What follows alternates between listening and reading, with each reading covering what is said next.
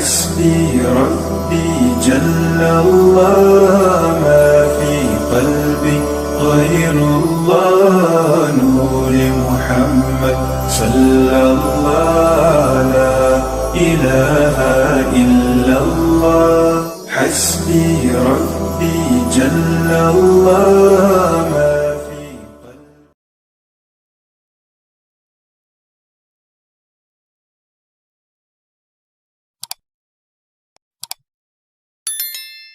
اعوذ باللہ من الشیطان الرجیم، بسم اللہ الرحمن الرحیم۔ تمام دیکھنے والوں کو، سننے والوں کو السلام علیکم ورحمۃ اللہ وبرکاتہ۔ آپ دیکھ رہے ہیں میرا یوٹیوب چینل دین و دنیا، اور ٹاپک ہے امت مسلمہ کے عروج و زوال کے اسباب، وجوہات اور ان کا تدارک۔ آج 12واں دن ہے اور 10واں وصف ہے جس کا نام ہے عمل پہم کے خوگر۔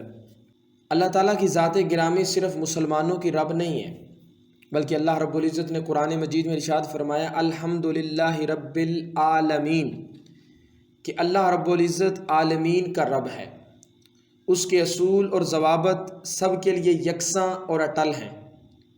اس کا ایک ضابطہ یہ ہے ان اللہ لا یغیر ما بقوم حتی یغیر ما بانفسہم، بے شک اللہ تعالیٰ کسی قوم کی حالت کو نہیں بدلتا جب تک وہ خود اپنی حالت کو نہ بدل لیں۔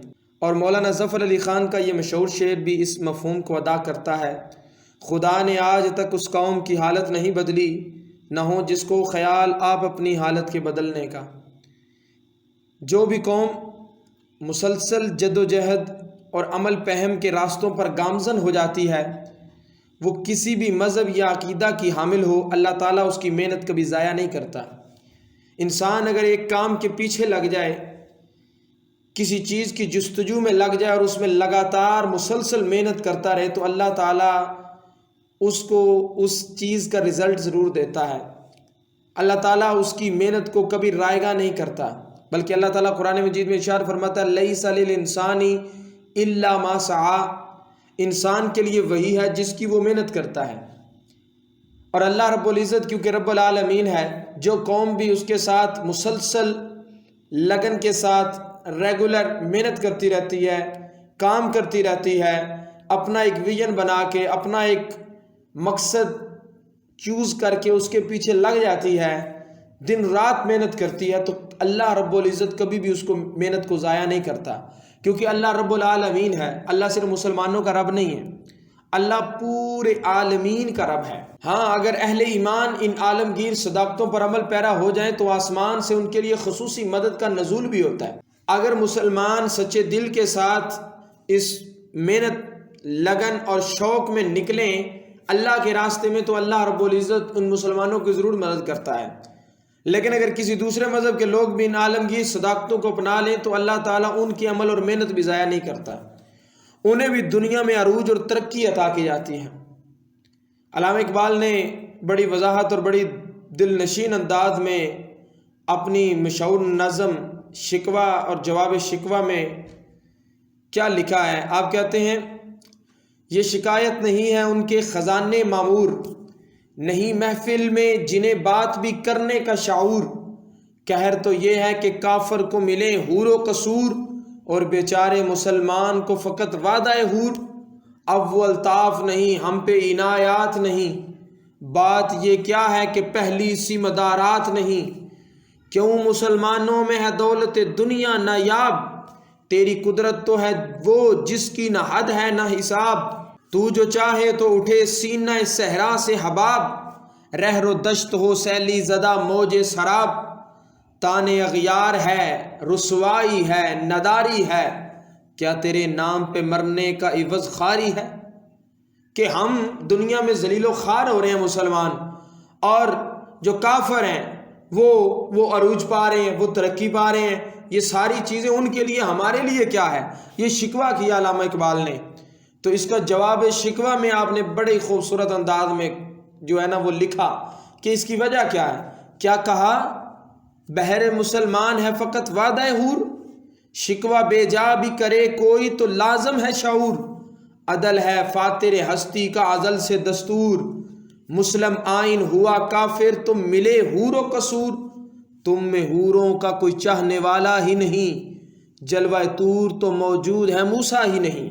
کلمہ طیبہ کی بنیاد پر جو قومیت تشکیل پائی تھی وہ یقین محکم، عمل پہم اور محبت فاتح عالم کے پیکر تھے۔ وہ کوئی ہاتھ پر ہاتھ دھرے بیٹھے رہنے والے لوگ نہ تھے، بلکہ جہد مسلسل اور کبھی نہ ختم ہونے والی محنت پہ پختہ یقین رکھتے تھے۔ نبی کریم صلی اللہ علیہ وسلم نے ان میں تحصیل علم کا جذبہ اور ولولہ پیدا فرمایا تو یہ قوم علم و ادب کی پیکر بن گئی۔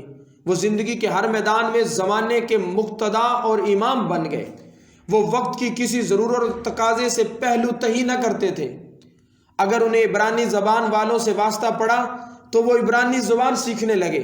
قرآن کریم نے کائنات میں تدبر اور تفکر کی جو مستحکم بنیادیں اہل ایمان کو دی تو وہ سائنس کے میدان میں آگے بڑھے اور موجودہ سائنس کے بانی اور موجد بنے۔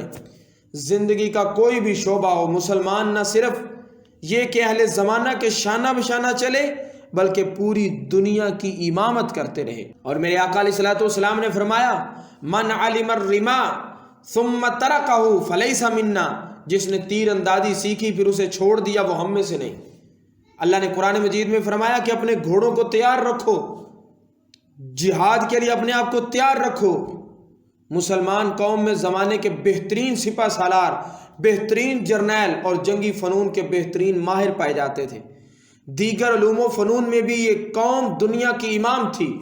علوم طبی ہو، فلسفہ، جغرافیہ، تاریخ، لغت اور طب میں اس قوم نے زمانے کی امامت کی ہے۔ دیگر علوم و فنون میں بھی یہ قوم دنیا کی امام تھی۔ علوم طبی، فلسفہ، جغرافیہ، تاریخ، لغت اور طب میں اس قوم نے زمانے کی امامت کی۔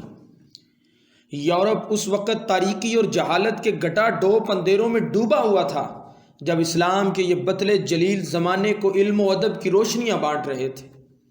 علم و ادب کی انہی بلندیوں کا تذکرہ علامہ اقبال نے یوں کیا، مگر وہ علم کے موتی کتابیں اپنے آبا کی، جو دیکھی ان کو یورپ میں تو دل ہوتا ہے سی پارا۔ گوا دی ہم نے جو اسلاف سے میراث پائی تھی، ثریا سے زمیں پر آسمان نے ہم کو دے مارا۔ ایجادات اور اختراعات کا ایک کبھی نہ ختم ہونے والا سلسلہ مسلمانوں نے دنیا کو دیا۔ ابن سینا کی القانون، ابن الحسن کی کتاب المناظر، جابر بن حیان کی الحاوی اور مسلمان سائنسدانوں کی ہزاروں تصانیف ہیں جن سے یورپ نے استفادہ کیا اور آج بھی کر رہا ہے۔ یہ قوم جدید علوم کی بانی بنی۔ انہوں نے پوری کائنات کو علوم، فنون، اخلاق اور تہذیب و تمدن کا درس دیا۔ جو قوم بھی عالمگیر صداقتوں کے اپنانے میں محنت کرتی ہے، لگن کرتی ہے، ولولے کے ساتھ، ریگولیرٹی کے ساتھ محنت کرتی ہے تو وہ ہر موڑ پر کامیاب ہوتی ہے۔ اور اللہ رب العزت کسی کی محنت کو، کسی کی لگن کو، کسی کی کوشش کو کبھی رائگاں نہیں کرتا، کیونکہ اللہ تعالیٰ قرآن میں فرماتے ہیں لیس للانسان الا ما سعی۔ مسلمان کا ذکر نہیں ہے، کافر کا ذکر نہیں ہے، پوری انسانیت کا ذکر ہے۔ لیس للانسان الا ما سعی۔ اللہ فرماتے ہیں انسان کے لیے وہی ہے جس کی وہ محنت کرتا ہے، جس کی وہ کوشش کرتا ہے۔ اللہ تعالیٰ اس کا صلہ اس کو ضرور عطا کرتے ہیں جو محنت کرتا ہے، لگن کے ساتھ لگا رہتا ہے۔